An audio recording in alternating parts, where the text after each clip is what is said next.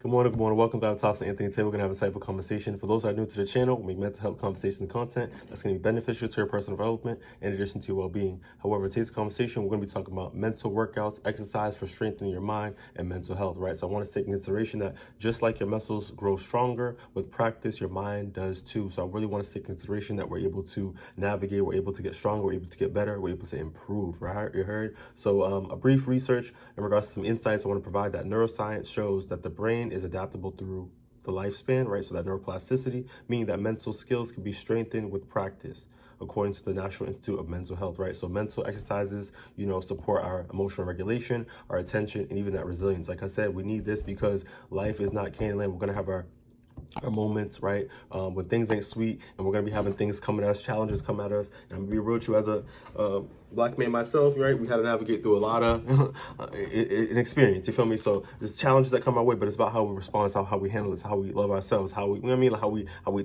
internalize these situations, right? So it's about mental workouts. So let's talk about that. Let's go through this, right? We'll navigate through this video. So stick with me.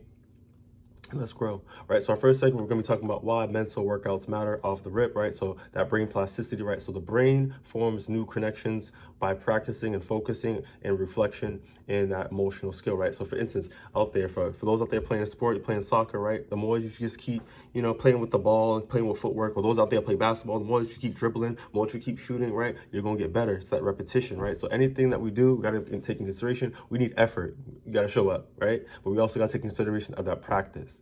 And two, right? Sports athletes, they know this too. It's about keeping the mind calm and having those positive affirmations. You have to know that you're the best. You got to know that you got it. You have to know that you have the ability to get better, get stronger, right? So we got to put the work in, right? But that brain plasticity is going to help us form those brain connections to kind of keep us persevering and keep moving forward. You heard? Next, we're going to be talking about that stress reduction, right? So mental training, right, lowers the stress reactivity and improves coping in regards to being consistent, why these workouts matter. Next is brain, in regards to that better focus in our memory. So we have cognitive exercises, strengthening attention, and that working memory, right? So like I said, the more we stay consistent, the more we're going to stay focused. This is going to be helping us navigate through.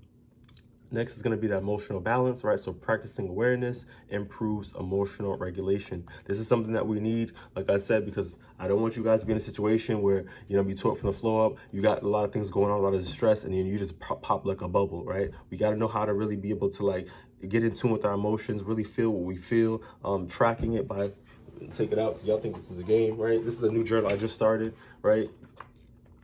But I'm gonna let you know what's up. Spending some time. Spend some time, right?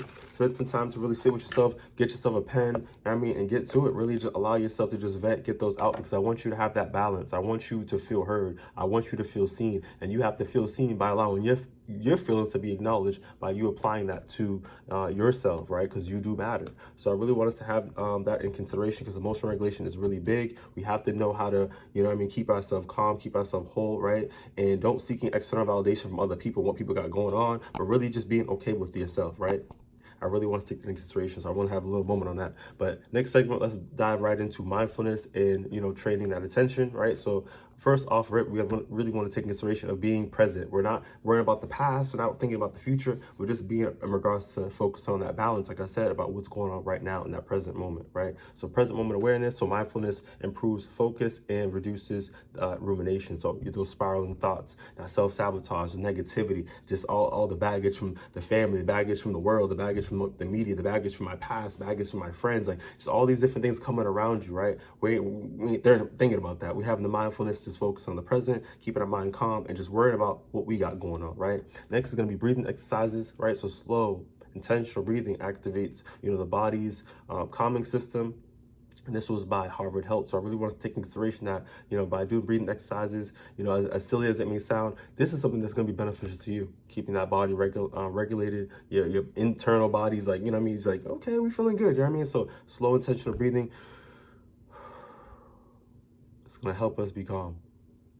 Next, let's talk about teen benefits, right? So mindful programs reduce, stress and emotional reactivity in adolescents, right? So finding those benefits, finding the right environments that are going to be conducive, productive, and calm for you to be able to have that mindfulness in regards to less stress in your life.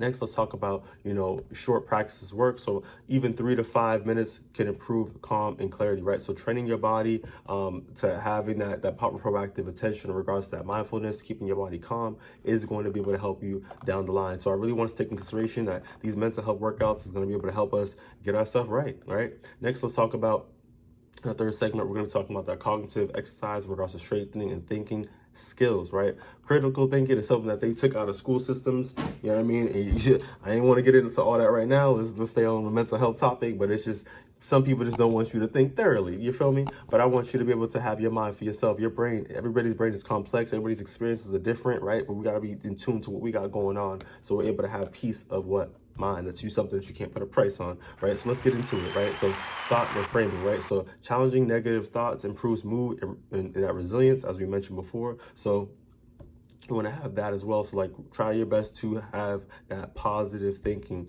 seeing yourself in that best light as possible, looking at yourself as a way that you're able to improve. You may have been in a situation, coming from a dysfunctional family, whatever the situation may be, but you still have the ability to improve. Life is what you make of it. And with these proactive skills, we're able to navigate in a healthy way.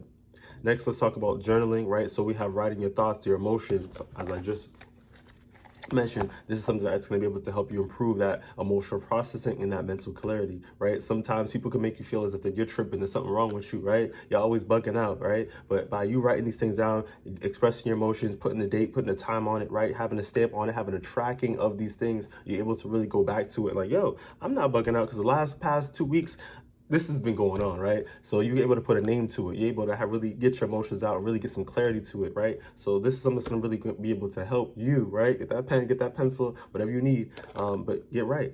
Next, we're going to be talking about goal reflection, right? So set small, realistic goals can be able to boost that motivation and that self-advocacy, right? So by doing these cognitive exercises, working your brain, really allowing yourself to have that self-compassion, that love, that you could do it, you're worthy of it, right? You can do it, anything that you put your mind to it, right? You're able to get to it, right? So whatever goals you have in mind, being specific, right? Being measurable, being attainable, right? All these different things, SMART goals, right? It's going to be able to help you get what, right? I want you to do well. I want you to have whatever you want. Also, too, we have problem-solving skills, right? So mental flexibility improves stress management, right? So we're able to navigate through having that clarity, having a mind of clarity as we're strengthening our mind.